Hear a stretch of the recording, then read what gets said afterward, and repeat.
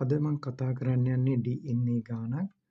මේ DNA ගාන කලින් පේපර්ස් වල ඇවිල්ලා නැහැ A level වල මම දන්න තරමින්.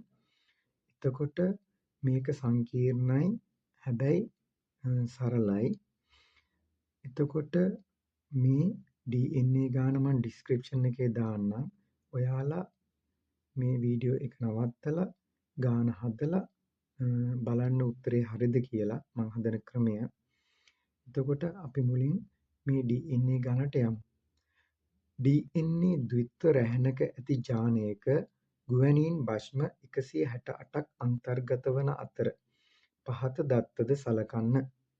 G සමානයි 4 වාරයක් A ධන T ඍණ C. ඉහත තොරතුරු භාවිතා කරමින් මෙම ජානයෙන් කේත කළ හැකි උපරිම ඇමයිනෝ අම්ල සංඛ්‍යාව ගණනය කරන්න. හරි. එතකොට අපි මේ ප්‍රශ්නේදී කතා කරන්නේ DNA ගැන. හැබැයි අපෙන් අහන්නේ ඇමයිනෝ අම්ල ගැන.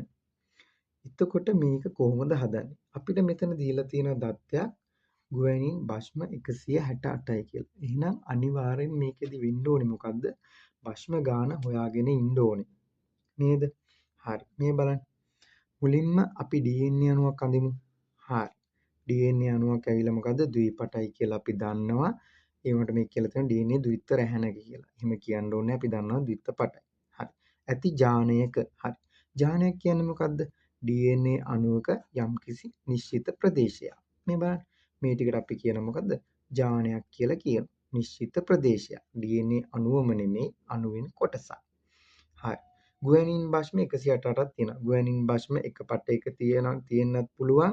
මේ පටේ තියෙන්න පුළුවන්. අපි උපකල්පනය කරමු එක පටයක විතරක් තියෙනවා කියලා ගුවැනීන් භෂ්ම G කියලා දානවා ගුවැනීන්. හරි. එහෙනම් මේ පැත්තේ මොනවද තියෙන්නේ? මේ පටේ අනිවාර්යෙන් මොනවද තියෙන්න ඕනේ? සයිටෝසින්. මොනවද? සයිටෝයි ගුවැනීන් සම්බන්ධ වෙන්නේ සයිටෝසින්ත් එක්ක. හරි. එහෙනම් දත්තයක් එනවා. ගුවැනීන් සමානයි 168යි නම් එහෙනම් සයිටෝසිනුත් 168ක් වෙන්න ඕනේ. සයිටෝසින් කීයක් වෙන්න ඕනද? 168ක්. හරි. ඊළඟ தත්ත්වය බලන්න. G සමානයි 4 වාරක් A ධන T ඍණ C. හරි. අපිට එහෙනම් ඊළඟ භෂ්ම මොනවද ඕනේ? ඇඩිනීනුයි තයිමිනුයි. මෙතන මේ එක පටයක ඇඩිනින් විතරක්ම තිබ්බොත් එතකොට මේ අනිත් පටේ මොකක්ද තියෙන්නේ? තයිමින් තියෙනවා. නේද? එහෙනම් අපිට ඇඩිනින් සහ තයිමින් හොයන්න ඕන. අපිට වෙන වෙනම හොයන්න ඕනේ. අපි A ධන T කියලා ගමුකෝ. හරි. A ධන T කොහෙද තියෙන්නේ? මේ ප්‍රශ්නේ තියෙනවා A ධන T. හරිද? එහෙනම් අපිට මේක ඔටෝ විසඳන්න පුළුවන් ආදේශ කිරීමක් තමයි තියෙන්නේ. G සමානයි 4 වාරයක් A ධන T ඍණ C. හරි. G කියන්නේ කීයද? 168 සමානයි 4 වාරයක් A ධන T. අපිට මේක තමයි හොයන්න තියෙන්නේ. එතකොට අපි ඍණ C කියන්නේ කීයද? 168යි. හරි. 168 ඒවා මෙතන ඍණ ගියාම ධන වෙනවා. ධන 168 ඒ කියන්නේ 168 2යි සමානයි A ධන T. මේක 4ෙන් බෙදෙනවා. මේක 4ෙන් බෙදෙනවා. එතකොට A ධන T අපිට හම්බ වෙනවා. එතකොට A ධන T සමානයි 1යි 2යි 8යි 4 84යි. 84යි. එතකොට A ධන T 84යි.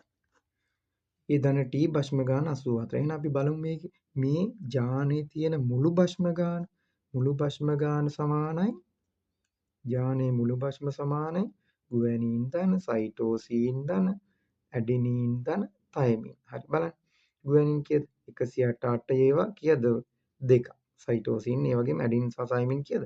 84යි. ඒතර කීයද? 826යි.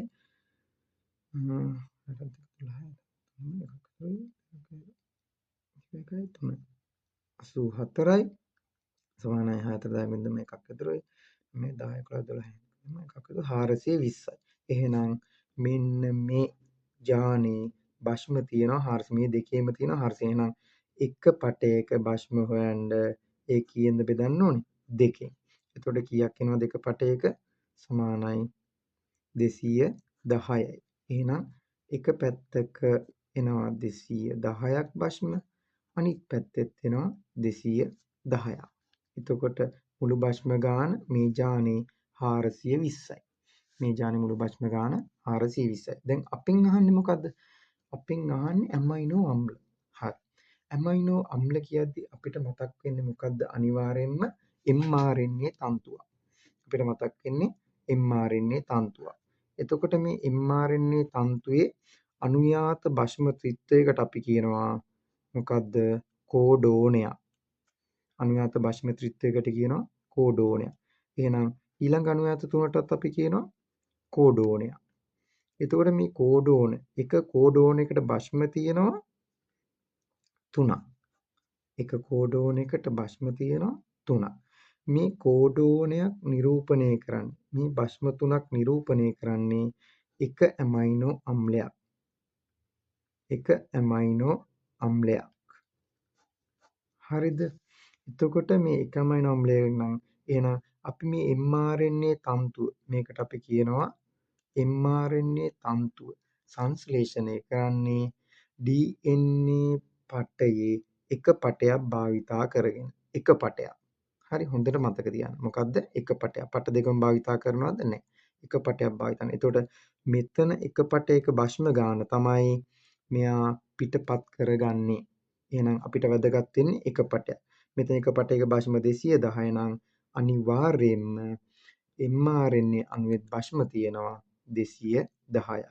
ඒක නිසා අපි කරන්නේ 210න් බෙදනවා 3න්. ඇයි අපිට අවශ්‍ය කෝඩෝන ගාන හොයනවා. කෝඩෝන ගාන සමානයි ඇමයිනෝ අම්ල ගානට.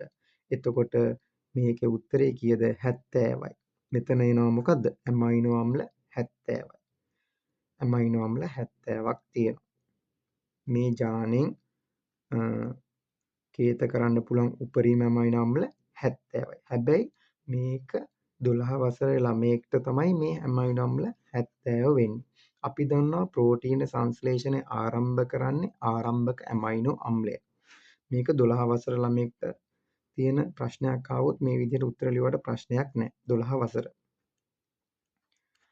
හරි අපි 13 වසර ළමයෙක් නම් අනිවාර්යයෙන්ම වෙන්න ඕනේ මොකද්ද? ප්‍රෝටීන සංශ්ලේෂණය ආරම්භක ඇමයිනෝ අම්ලය වෙන්නේ ඕගස්ට්. AUG අනිවාර්යයෙන්ම තියෙන්න ඕනේ. ආරම්භක ඇමයිනෝ අම්ල. ඒ ඇමයිනෝ අම්ලයට අපි කියනවා මෙතියෝනීන්. එහෙනම් අපි හිතමු මේ අර 120 කීයද? 70 නෑ 210යි. මේ භෂ්ම 210ක් තියෙනවානේ. මේ 10න් අපි දාමු පළවෙනි තුනම AUG කියලා හිතමු. AUG. එහෙනම් මෙතනින් තමයි පටන් ගන්න. හරිද? මෙතියෝනීන්ගෙන් පටන් ගන්නවා. එතකොට අපි හිතමු අවසාන තුන තියෙනවානේ. ඒ අවසාන තුනේ අපි කියනවා මොකද්ද? අවසන් කෝඩෝන. නැත්නම් ස්ටොප් කෝඩෝන් කියලා කියනවා. ඒ කියන්නේ මෙතන නතර වෙනවා. මෙතන නතර වෙනවා. ඒ කියන්නේ ප්‍රෝටීන සංශ්ලේෂණයක් මෙතන සිද්ධ වෙන්නේ නැහැ. ඒ කියන්නේ ඇමයිනෝ අම්ලයක් මෙයාට නියෝජනය කරන්නේ නැහැ. මේ කෝඩය නියෝජනය කරන්නේ නැහැ.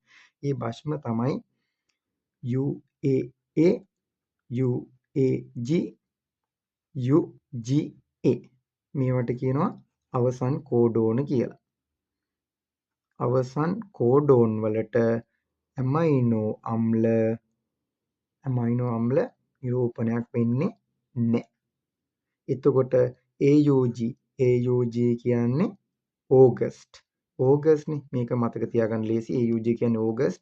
ඕගොල්ලන්ගේ වසන්ත සමය පටන් ගන්න අගෝස්තු මාසෙ. සාමාන්‍යයෙන් අගෝස්තු මාසෙ තමයි A level exam එක තියෙන්නේ. A level exam එක පටන් ගන්න අගෝස්තු මාසෙ ඉඳන්. ඒතකොට මේක පාඩම් කරන්න ලේසි. අවසාන කෝඩෝන් තමයි UAA UAG UGA. මේක හම්බුනොත් මෙයාට ඇමයිනෝ අම්ල තියනවද? නැහැ. එහෙනම් අපිට මේ 210 තියෙනවානේ. මේ භෂ්ම සංඛ්‍යාව 210යි. එහෙනම් මේකත් එක්ක ඇමයිනෝ අම්ල ඔක්කොම තියෙනවා 70ක්. හැබැයි අපි අවසාන එක ස්ටොප් කෝඩෝන් අවසන් කෝඩෝනේ කියලා හිතුවොත් එහෙම අපිට ඇමයිනෝ අම්ල කීයක් මගහැරෙනවද? එකක් අතාරින්න ඕනේ. එතකොට 70 ඍණ 1 සමානයි කීයද? අපිට ඔක්කොම ඉන්නේ ඇමයිනෝ අම්ල 69යි. අපිට ඇමයිනෝ අම්ල එන්නේ කීයද? 69යි. එතකොට මේක 13 වසරේ ශිෂ්‍යයෙක් ලියනවා නම් අනිවාර්යයෙන්ම 69ක් එන්න ඕන. 12 වසර නම් 70ක් වුණාට කිසිම ප්‍රශ්නයක් නැහැ. එතකොට 13 වසරේ තමයි මේ ප්‍රෝටීන සංශ්ලේෂණය ගැන අපි කතා කරන්නේ. 12 වසරේ කතා කරන්නේ නිකන් ව්‍යුහය ගැන විතරයි. mRNA වල ව්‍යුහය.